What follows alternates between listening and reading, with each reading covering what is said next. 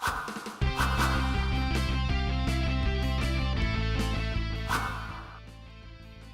I'm totally buying this. Isn't it really expensive? I don't care. I'm getting it. Ha! April Fools, idiots. He would never do that. Welcome to Geek Vs Geek, where our faithful tech writers spout off about all things tech. Dave is our editorial director of eHow Tech and author of 3 dozen books. Rick writes about technology for CNET, eHow, and elsewhere. He's also the author of The Cheapskate Rules, 21 Easy Money-Saving Tech Secrets. Time to get serious. First up, we've got our segment, Worth It? Our first order of business is fitness bands. You know, those wearable gadgets like the Nike Fuel Band or the Fitbit.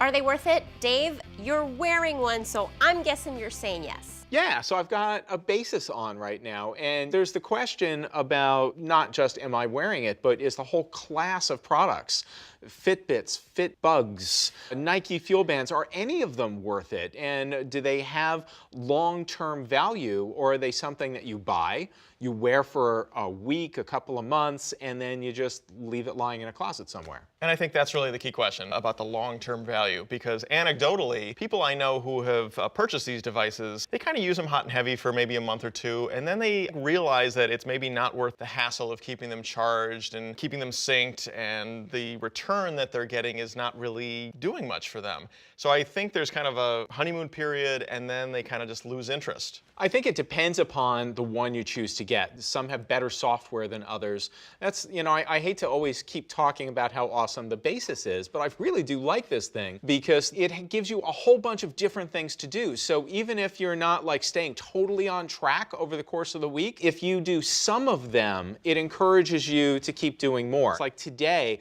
there are probably easily half a dozen, like little mini tasks. Wake up on time, walk 10,000 steps during the day, go for a morning run, an afternoon walk. And if you do each one of these, you get credit and it encourages you to keep working at it. If you are already either in shape or on your way to being in shape and you are the kind of person that's inclined to exercise, it's kind of like preaching to the choir. You're probably going to wear one of these. But if you're totally out of shape, like Rick, and you're not inclined to exercise or treat your body right, then it's an uphill battle to wear it and consistently use it. What's the price point on these? Because I think one of the biggest things is the price point, because you can buy a pedometer for $1. Yeah, you know? The prices for these range anywhere from about $50 at the low end to, I think this is probably the priciest one. It's $200. And when I buy a gadget, I make sure it is the most expensive product in its category, really. Otherwise, why bother? That's how he justifies the worth, because I spent a lot for it. Yeah. I'm not sure that they've cracked the code yet to come up with like kind of the ultimate device that does everything that everybody needs or wants, and especially at the right price. You know, $100, $150 for something like this is not out of the question. I just think the return you're getting on it is not maybe worth it. Well, the bottom line, it looks like Dave says totally worth it. It's going to improve your health and your quality of life. Rick says it's a little bit pricey for what it is.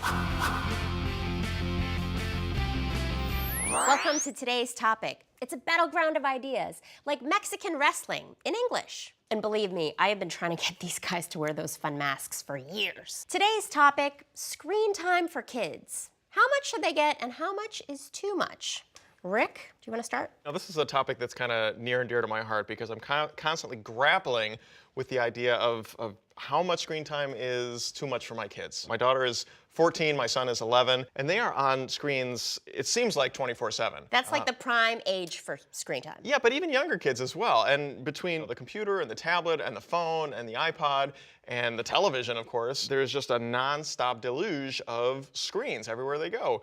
And I just really am grappling with whether or not this is a wholly positive thing, a wholly negative thing, somewhere in the middle. You know, as a parent, I don't want my kids to just constantly be glued to a screen and not able to interact with other people. Well, aren't you kind of overreacting a little bit? I mean, every generation goes through this. Back in the 30s, parents thought No, I'm sorry, I read. I apologize that I know history.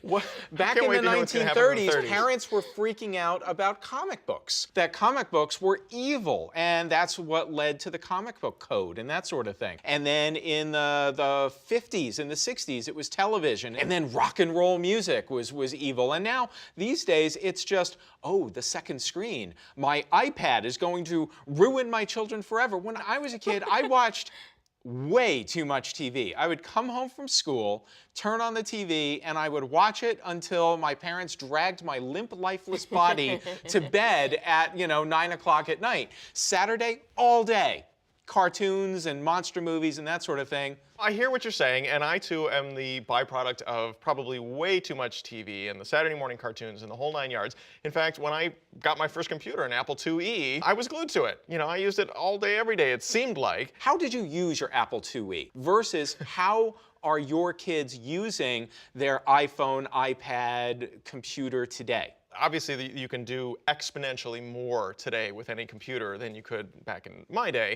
And between things like Minecraft and Candy Crush and the internet and YouTube and all of that goes with it, there's so many more pulls, I think, towards the screens than there were where, you were just writing a little ASCII code to make, a sentence appear from top to bottom of the screen. And again, I don't presume to have the answer to this. I just know that it's a concern for me, and not just for me, but for a lot of parents. And I wonder, is this excess of screen time to the detriment of their development and especially their social skills? Because if they're constantly texting each other and they're constantly focusing on the computer, then they're not interacting with each other. Well, I think I'm ready to declare a winner this week, and this week it is Dave. Yes, Dave wins this one because it's true. Every generation has griped about too many comic books, too much TV. I was raised on the Thundercats and Saturday morning cartoons all the way to Carol Burnett show, and I turned out great. Hey, remember Gilligan's Island? Those guys had everything. Where did all that stuff come from? If we were really trapped on an island, you'd probably be able to have just one thing. And that is the concept behind our segment, Desert Island Tech, where Dave and Rick pick their one essential gadget that they want to be trapped on the island with. So Rick, let's start with you. What I'm going to bring with me is the jumper card, which is a little battery pack that can power a variety of mobile devices. So this little fold-out arm has 3 different types of connectors: Apple 30-pin, Apple Lightning, and micro USB. So it is platform agnostic. It's got a built-in rechargeable battery. Now this is not going to top off your phone. It's really more for emergency power, like if you just need to make one rescue call to try to get off the island. It itself recharges via USB. Wow. And it even has, for all your nighttime island emergencies, a built-in little flashlight.